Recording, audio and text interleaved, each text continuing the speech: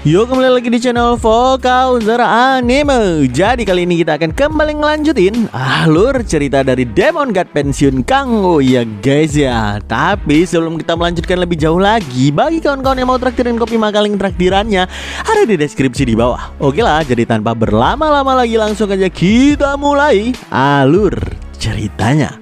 Di part sebelumnya, Sihon yang sedang bertarung melawan Halpras justru dipaksa menghadapi Phoenix yang jauh lebih kuat lagi. Tanpa ampun, Phoenix pun menyiksa Sihon dengan bola-bola energi hitam yang menembus tubuhnya hingga dia benar-benar terlihat sekarat saat ini.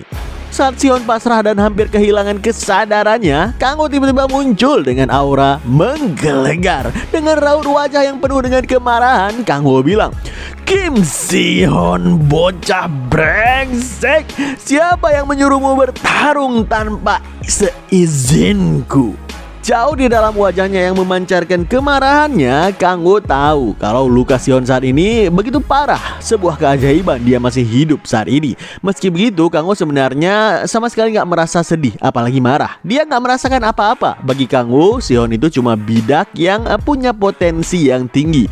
Kalaupun dia mati, ya nggak berpengaruh juga pada rencananya.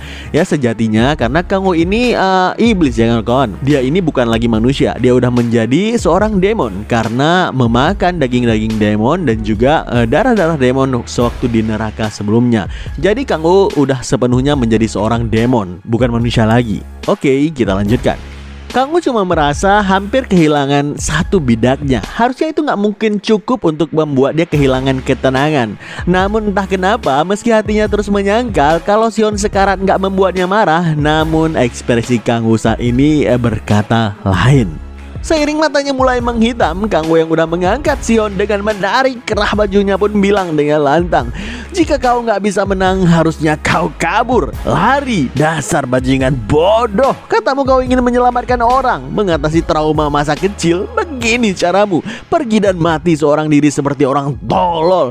Berpikir ada yang peduli." Mendengarkan itu, Phoenix langsung menepok jidatnya dan dia bilang, "Udahlah manusia, berhenti aja. Kalau kau nggak mau mati, pergi."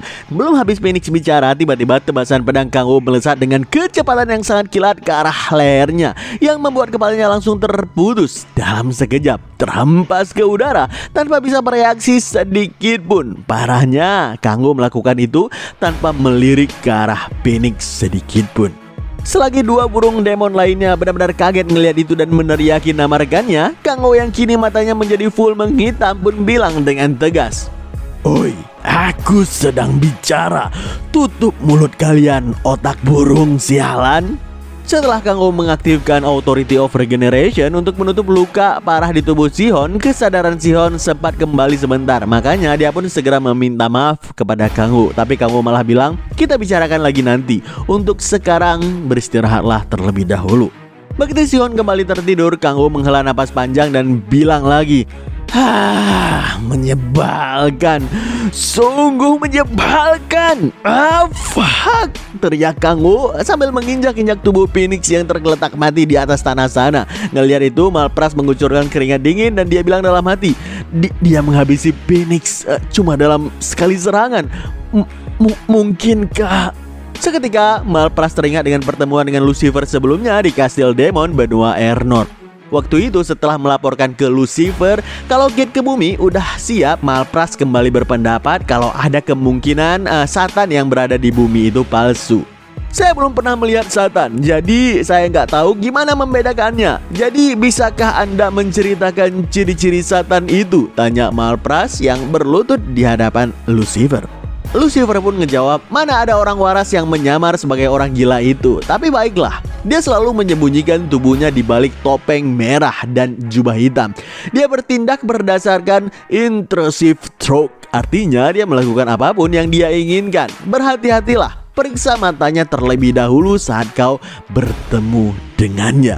Satan dan beberapa demon lain biasanya punya mata putih, tapi saat dia marah atau sangat rangsang, matanya berubah menjadi hitam kelam.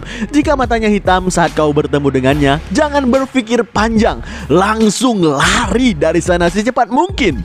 Malpras yang teringat dengan ucapan itu spontan bergidik ngeri saat ngelihat pria di hadapannya memiliki mata yang menghitam persis seperti ucapan masternya. Tapi Malpras masih juga menyangkal karena harusnya Satan asli itu nggak mungkin berbaur dengan manusia.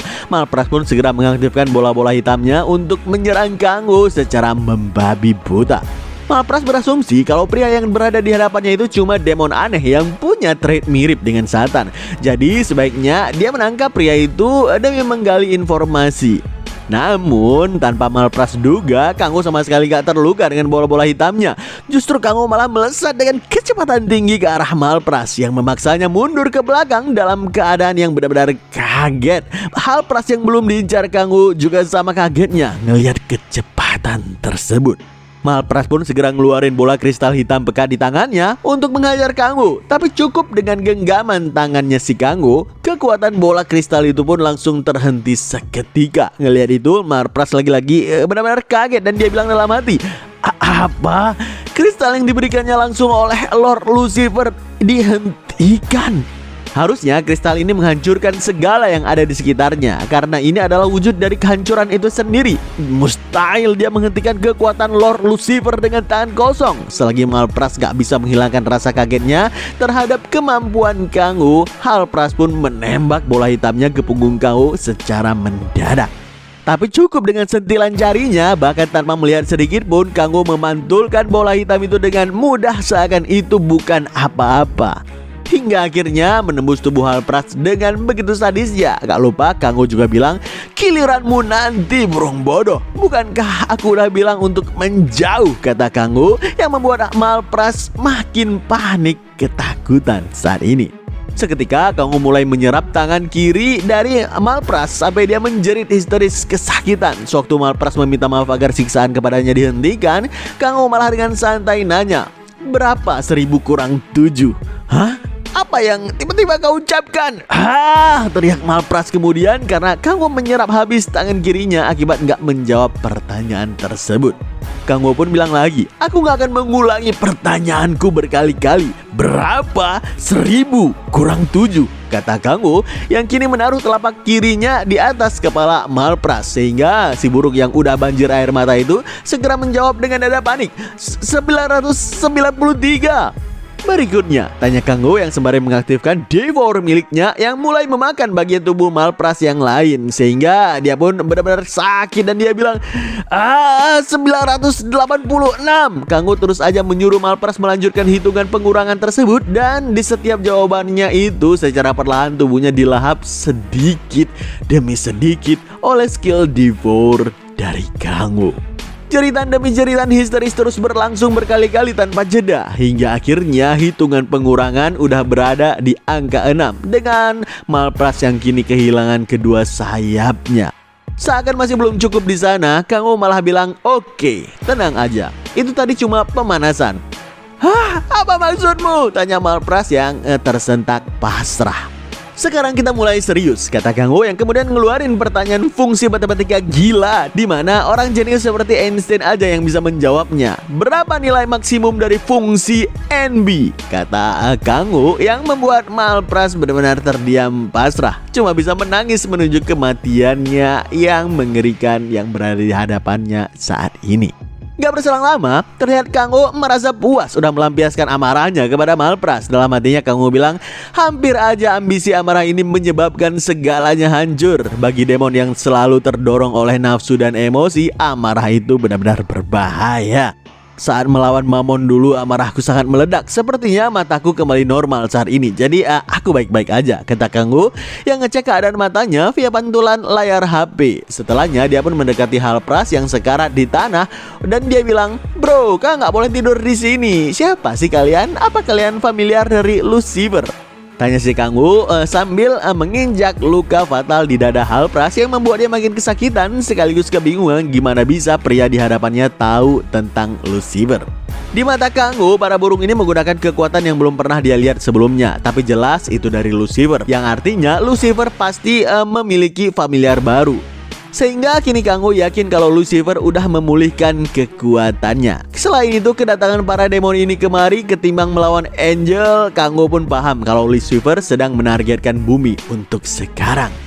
Kanggo pun segera nanya ngapain para burung demon datang ke bumi ini. Berhubung Halpras gak menjawab, Kanggo langsung menunjukkan ke arah belakang. Apa mau Halpras seperti rekannya yang termakan pelan-pelan dalam mencari jawaban nilai maksimum NB seperti tadi. Sontak Halpras panik ketakutan ngelihat Malpras dibikin sekarat parah dalam keadaan kebingungan mencari jawaban tersebut. Makanya dia pun segera bilang, aku akan bicara. Alasan kami datang ke bumi adalah untuk menemukan Satan.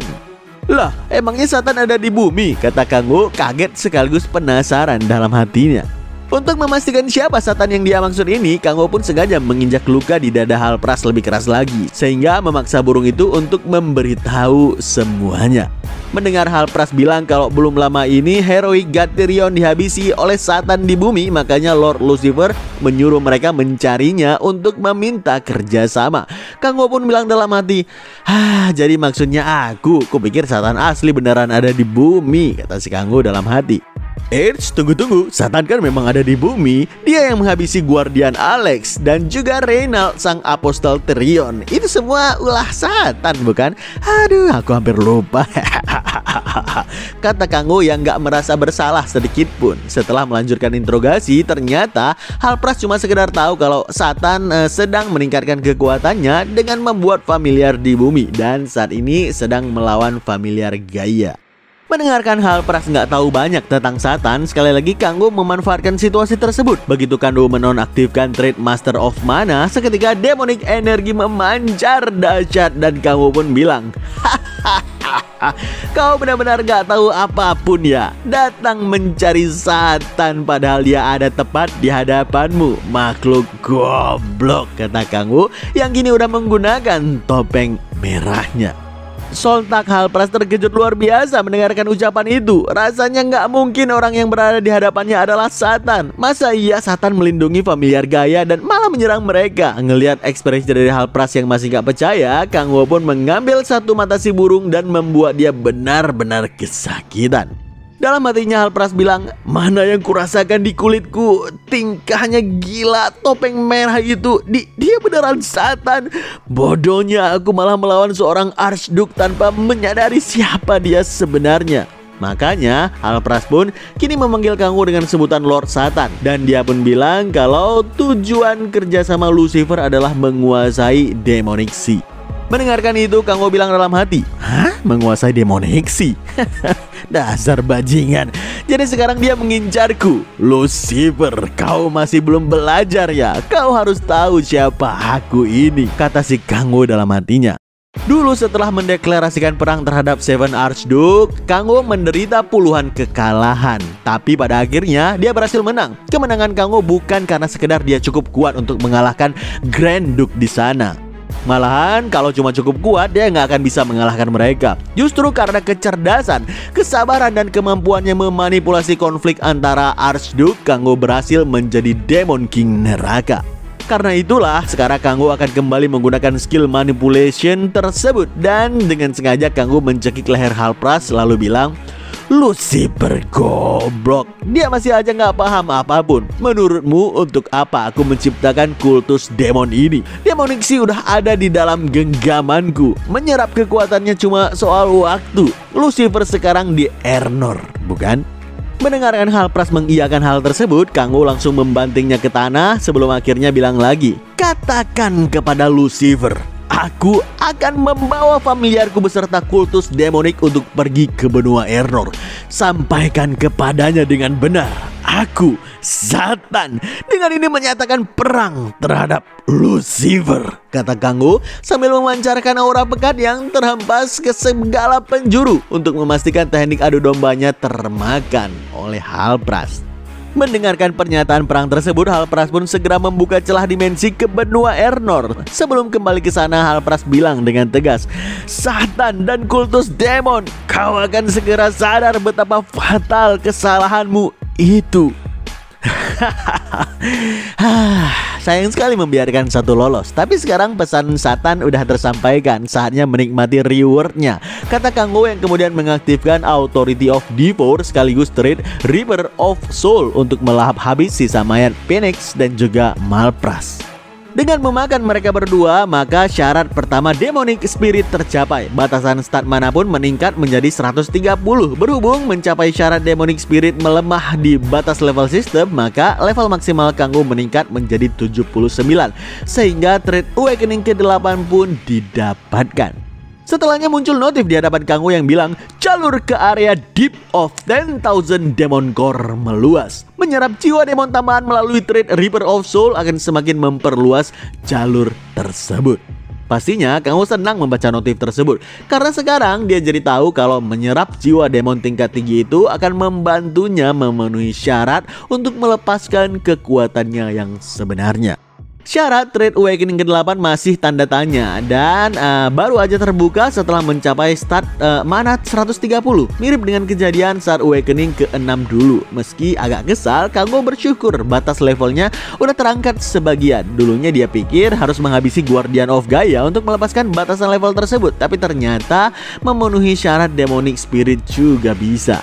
Dalam benaknya Kanggo bilang kalau mencapai trade mana 130 adalah prioritas utamanya untuk saat ini. Yang perlu dia lakukan sekarang adalah menunggu Lucifer menggigit umpannya. Karena Demonic Sea yang sangat dia inginkan kini udah di tangan Satan. Udah pasti dia nggak akan tinggal diam.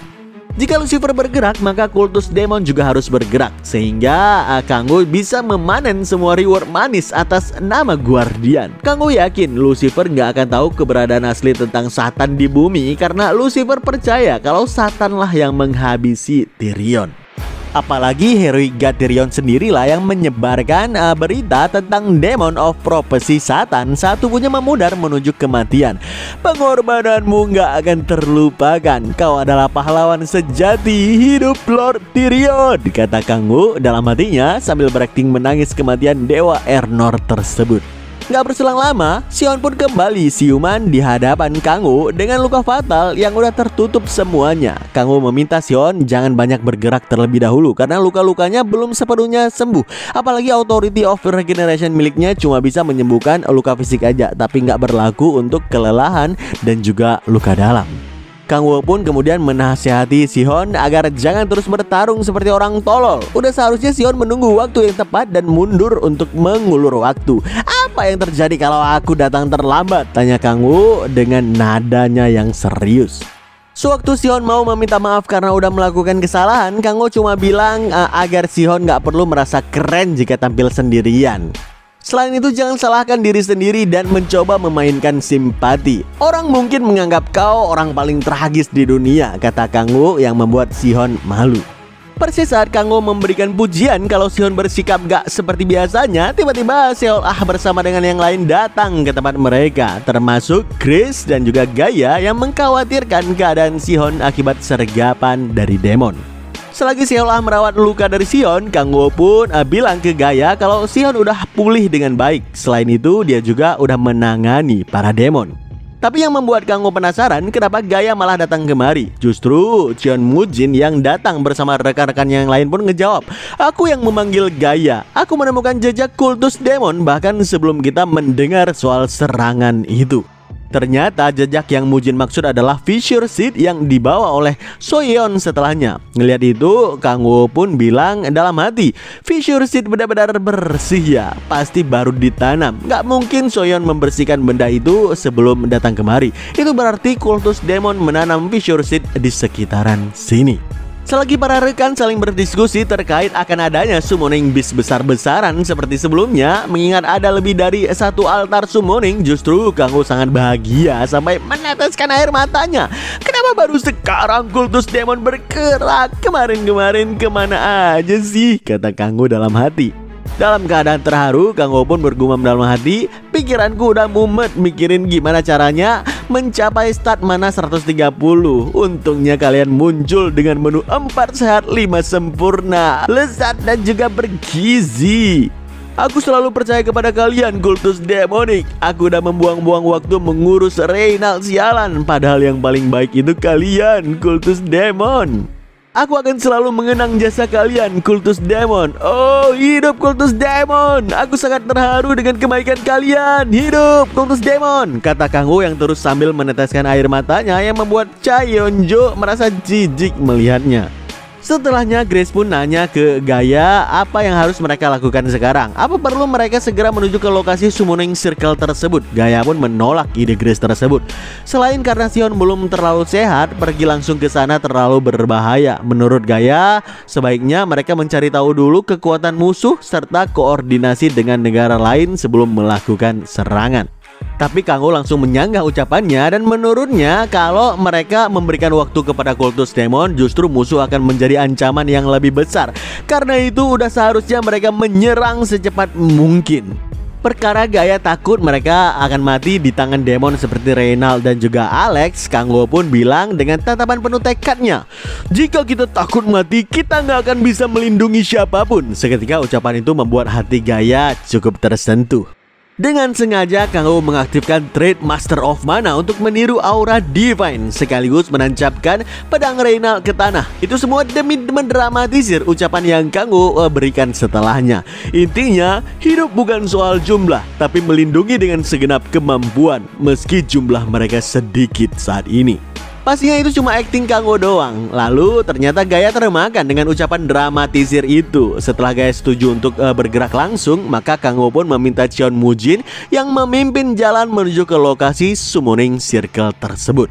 Gak berselang lama terlihat Kanggo bersama rombongan udah berada di hutan untuk menghajar para demon yang tersummon via altar. Sewaktu demon yang bernama Jaraxxus Lord of Hell dari neraka ke-8 mau menunjukkan kekuatannya, tanpa ragu Kanggo langsung membelah tubuhnya dalam satu kali tebasan pedang yang membuat para demon lain sekitarnya pun benar-benar kaget.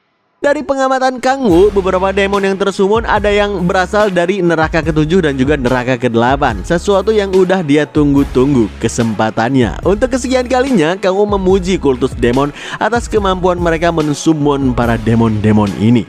Sewaktu Kanggo membantai para demon secara solo, rekan-rekan yang lain pun benar-benar shock melihat kemampuannya dari belakang. Bahkan Cheon Mujin sampai berkeringat dingin karena nggak yakin Kanggo masih manusia.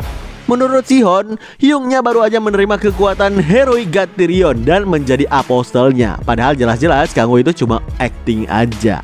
Namun Chaeyeonjo yang panas gak bisa berkontribusi, dia pun segera mengaktifkan senjata legendarinya sekaligus mengajak yang lain untuk melakukan bagian mereka, yaitu menangkap member kultus demon satu persatu. Beberapa saat setelahnya, terlihat Ketua Cha sedang mencari member kultus demon di dalam hutan yang kebetulan juga menyekap seorang anak. Member yang sembunyi di balik pohon itu pun panik dan dia heran, kok bisa para player menemukan lokasi mereka? Belum lagi yang datang bukan player sembarangan, tapi ketua dari guild Red Rose. Ketua Cha yang tahu hawa keberadaan si kawan itu melepaskan tatapan intimidasinya sembari bilang, cepat keluar kalau nggak mau mati. Mendengarkan itu, si kawan itu segera melepaskan anak yang disekap untuk kabur secepat mungkin. Tapi upayanya sia-sia karena Ketua Cha yang udah menangkapnya menggunakan rantai legendary miliknya. Sewaktu Ketua Cha ngelihat masih ada satu member lagi yang berusaha kabur, Kanggo yang tiba-tiba berada di sampingnya sambil memeluk anak yang disekap tersebut. Dia malah bilang untuk menunggu sebentar. Menurut Kanggo, kalau member yang kabur memanggil bala bantuan itu akan menguntungkan bagi mereka. Padahal aslinya Kanggo mau menyekap lebih banyak demon lagi yang disummon di area lain. Namun tiba-tiba terdengar suara keras dari Gaia yang bilang kepada member kultus demon yang udah tertangkap di depan altar, kenapa kalian melakukan ini? Kenapa mengikuti perintah demon jahat seperti Satan? Kalian menghabisi Reynald dan juga Alex. Berapa nyawa lagi yang harus kalian korbankan? Kenapa? Kenapa? Kata Gaia sampai terhuyung ke samping Grace. Tapi salah satu member kultus demon yang tertangkap malah ngejawab, hah? Mengikuti perintah Satan? Apaan tuh? Alex, maksudmu Sword of Justice yang menyerang cabang Eropa beberapa bulan yang lalu? Kalau itu, kultus demon udah lama melepaskannya. Kami bahkan nggak bisa melacaknya. Terus Reynald, nggak pernah dengar tuh namanya. Sepertinya kalian mencoba membalaskan dendam untuk mereka ya. Tapi kami nggak ada hubungannya dengan mereka-mereka itu yang kau sebutkan barusan. Belum habis si kawan itu bicara, dalam sekejap Kanggo kembali ke altar dari hutan untuk menebas leher si kawan itu tanpa ampun. Parahnya Kanggo acting dirasuki Tyrion saat bilang dengan lantang, berani-beraninya kau menipu kami, ha? Apa kau kira aku gak tahu kalau kalian yang menghabisi anakku, Reynald? Sewaktu para member ini kembali menyangkal kalau mereka nggak tahu Reynald itu siapa, Kang Wu malah mengangkat pedang Reynald tinggi-tinggi sambil bilang dengan keras, "Diam! Aku nggak perlu membuang kata lebih banyak lagi kepada sampah seperti kalian. Terimalah Judgment of Light." Tanpa ampun, Kang Wu mengayunkan tebasan eksekusinya penuh cahaya yang menyilaukan untuk membantai para member tersebut sampai nggak bersisa. Setelahnya Kang Wu pun bilang ke Gaia, "Apostle of Gaia, jangan dengarkan kata-kata mereka. Jangan cari jawaban dari orang-orang jahat tersebut. Perkataan demon adalah madu yang diselimuti racun. Mereka hanya akan menipumu dengan kebohongan manis." Gaia setuju dengan ucapan tersebut, tapi dia heran karena seingatnya Lord Tyrion kan udah mati sebelumnya. Kenapa tiba-tiba muncul di sini sekarang? Mendapatkan pertanyaan kritis seperti itu, Kang Wu pun terpaksa berkilah. "Ya, secara teknis divinitasku memang hancur. Saat ini aku gak lebih dari cangkang kosong tanpa divine power. Aku mungkin gak punya banyak kesempatan untuk muncul lagi seperti ini melalui tubuh ini. Tapi sebelum ini berkembang lebih jauh, aku harus mengatakan ini. Jangan tertipu oleh demon. Wahai para pahlawan, saat kalian mendengarkan kata-kata mereka, pikiran jahat mereka akan menguasai kalian. Jangan tatap Abyss, karena Abyss akan menatap balik kalian." Setelahnya, Kang Wu pun menghentikan aktingnya untuk meniru Lord Tyrion. Bahkan untuk menyempurnakan aksinya, dia sengaja pura-pura nggak tahu kenapa dia bisa ada di depan altar. Padahal sebelumnya kan masih ada di dalam hutan. Setelah mendengarkan Shihon bilang kalau sisa Lord Tyrion masih ada di dalam tubuh Kang Wu, dengan wajah akting terharunya dalam benaknya Kang Wu senang alibi Tyrion berhasil menyelamatkan rencananya terkait Satan dari kegagalan. Baru aja Gaia ikutan terharu karena nggak menyangka Tyrion selama ini mengawasi mereka sepanjang waktu. Kang Wu malah bilang, "Gaia, sekarang bukan waktunya untuk itu. Kita nggak boleh bersikap sentimental." Persis saat demon sombong muncul lalu ngebacot mau menghajar satu manusia yang membantai Jaraxxus. Seketika dengan kecepatan gila, Kang Wu melesat ke sana kemari untuk menebas para demon itu dengan pedang Reynald. Saking senangnya, Kang Wu bahkan sakne berat dan dia bilang dalam hati, "Muhehehe, tempat ini rumah makan terbaik. Mulai hari ini aku jadi pelanggan tetap ya." Dalam sekejap para demon neraka baik yang rendahan maupun 4 demon yang kekuatannya setara dengan World Ranker terbantai dengan mudah oleh Kang Wu dan seluruh rekannya. Ngelihat itu, member kultus demon benar-benar kesal karena kalau ini terus berlanjut maka ritual summoning utama bisa terganggu. Makanya dia pun berteriak kepada para demon tersebut, "Bertahanlah sedikit lagi, ulur waktunya." Belum habis si kawan itu bicara, tiba-tiba Kang Wu udah berada di depan wajahnya sambil bilang dengan wajah liciknya, Hei, bertahan sedikit lagi, ulur waktu, apa yang kau rencanakan bro?" kata Kang Wu yang kemudian menghantamkan wajah si kawan itu sehingga dia terhempas jauh ke dalam hutan. Kang Wu pun segera menyusur ke lokasi si kawan itu yang terbentur keras dengan pepohonan untuk kembali bilang, "Baiklah, nggak ada orang lain di sekitaran sini. Bicaralah, apa yang sebenarnya sedang kalian tunggu? Kau bergabung dengan kultus demon karena menginginkan kehidupan abadi, bukan? Apa gunanya semua itu kalau kau mati di sini?" kata Kang Wu sembari mengaktifkan Authority of Fear yang membuat si kawan itu bergetar parah ketakutan. Seiring si kawan itu mulai terhipnotis, Kang Wu pun bilang lagi, "Aku janji, jika kau mengatakan yang sebenarnya, aku bersumpah akan mengampuni nyawamu. Aku bersumpah atas nama Heroic God Tyrion, dewa yang aku layani." Mendengarkan itu, spontan si kawan tersenyum karena ini mirip seperti cerita klasik di mana seorang pahlawan yang diberkati dewa menjadi naif. Yakin kalau dirinya masih punya peluang untuk hidup, apalagi nggak mungkin seorang hero melanggar sumpah yang diucapkan atas nama dewanya. Sontak si kawan itu pun tersenyum sopan untuk cerita ritual sebenarnya yang sedang mereka persiapkan untuk apa. Si kawan itu nggak pernah tahu kalau itu semua cuma acting dari Kang Wu. Gak berselang lama, terlihat Xiaolah mengaktifkan skill Wave of Light untuk menyembuhkan luka luar serta meredakan kelelahan fisik dan juga mental bagi semua rekan-rekan Kang Wu yang berada di sana. Setelah menyelesaikan pembantaian para demon sebelumnya, kebetulan Xiaolah memperoleh skill healing dahsyat seperti itu setelah dia mendapatkan awakening ke-8-nya. Jujur, Kang Wu sendiri senang dengan perkembangan dari Xiaolah karena skill Wave of Light sangat efektif untuk pertempuran. Di saat skill buff Xiaolah yang lain udah nggak terlalu mengefek kepada Kang Wu, sejak stat demoniknya melebihi angka 120. Dalam hatinya Kang Wu bilang, bahkan rasa bersalah karena melanggar sumpah atas nama dewa terasa sedikit sembuh saat ini. Awalnya aku berniat untuk menepati sumpah itu, tapi kemudian aku sadar kalau dia mati gak akan ada yang tahu. Lebih baik ya mati aja, bukan? Kata Kang Wu yang ternyata udah menghabisi si kawan kultus demon sebelumnya. Ketua Cha sendiri dia gak merasakan ada demonic energi lain di sekitar, jadi harusnya ini udah selesai. Tapi yang membuat dia heran, mayat demon semuanya menghilang persis seperti insiden Oryx dulu. Selagi Sihon dan Grace diskusi tentang demon yang mati, tubuh mereka dibungkus asap hitam dan menghilang begitu saja. Dalam hatinya Kang Wu sedikit kecewa karena dia udah menyerap semua demon yang menyerangnya. Tapi itu masih belum cukup untuk mencapai stat demonic energi 130.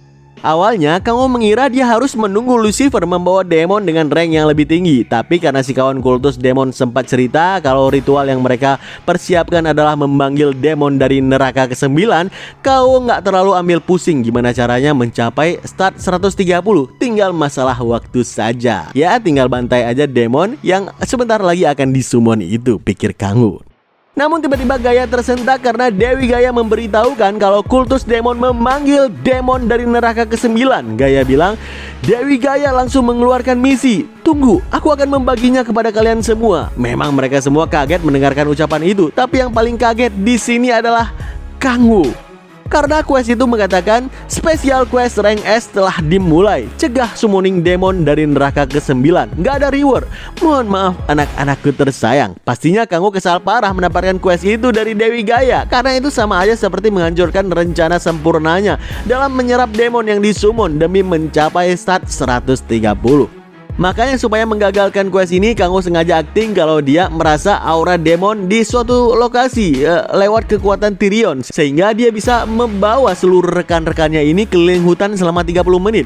Pura-pura menjadi pemandu mereka menuju lokasi summoning demon neraka ke-9 untuk mengulur waktu hingga proses summon itu selesai. Summon itu nggak boleh digagalkan, kata Kang Wu dalam hati. Saat Kang Wu kesal parah karena ritual summon gak kunjung kelar, apalagi para rekannya udah makin curiga dengan kemampuan mendeteksi dari Kang Wu, tiba-tiba pilar demonic energi membumbung tinggi ke langit. Gelar itu spontan Kang Wu langsung mengaktifkan sayapnya untuk pergi duluan ke tempat ritual summon yang sebenarnya itu. Setibanya di lokasi, Kang Wu langsung tahu kalau demonic energi yang dipancarkan di titik lokasi summon itu setara dengan grid demon. Tanpa basa-basi lagi, Kang Wu langsung turun ke lokasi summon tersebut dengan mengenakan topeng guardiannya. Sekali lagi mengancam para member kultus demonik dengan pedangnya. Tapi Kang Wu malah tersentak kaget ngelihat sosok demon yang udah berhasil disummon. Dan kebetulan Sion bersama yang lainnya juga udah menyusul mereka ke lokasi itu. Senang atas keberhasilan summon mereka, salah satu member kultus demon pun bilang, hahaha, kalian udah terlambat, pion-pion para dewa. Sekarang dia telah tiba. Kematian kalian nggak akan terelakkan. Saksikanlah, grid demon dari neraka ke-9 udah datang. Saksikanlah, the ruler of destruction, Balak. Setelah bicara sebentar dengan member kultus demon, Balak yang curiga langsung melirik ke arah Kang Wu, yang membuat si Kang Wu ini berkeringat dingin gak karuan. Yakin kalau sosok pria bertopeng itu adalah sang Demon King, Balak malah langsung bertekuk lutut dan membuat member kultus demon semuanya keheranan di sana. Balak bilang, akhirnya aku bisa bertemu lagi denganmu, Demon King. Doom Square bilang dia sangat merindukanmu, oh Demon King. Balak yang setia ini telah kembali untuk sumpah setianya sekali lagi. Demon King, aku sangat merindukanmu. Mendengarkan ucapan itu, Kang Wu benar-benar panik bukan main tuh Demak saat ini. Dan dia ngelirik ke arah belakang, ke arah rekannya untuk mencegah kecurigaan mereka. Baru aja Kang Wu bilang kalau rekan-rekannya salah paham dan bersumpah kalau dia gak kenal dengan demon tersebut, tiba-tiba Balak malah merengek sambil meneteskan air matanya dan dia bilang, Demon King, wah tega kau bilang kau gak mengenalku. Seiring Kang Wu gagal mencegah kecurigaan pada rekan-rekannya, dia pun ikutan meneteskan air mata sambil bilang, fuck, kenapa ini bisa terjadi? Oke lah, kita cukupkan ceritanya sampai di sini ya guys ya. Apakah yang akan Kang Wu lakukan saat dirinya udah ketahuan sebagai Demon King di hadapan semua orang yang ada di sana? Kita akan tahu di video selanjutnya. Saksikan terus alur cerita yang paling jos ini hanya di channel Fokuser Anime dan stay update.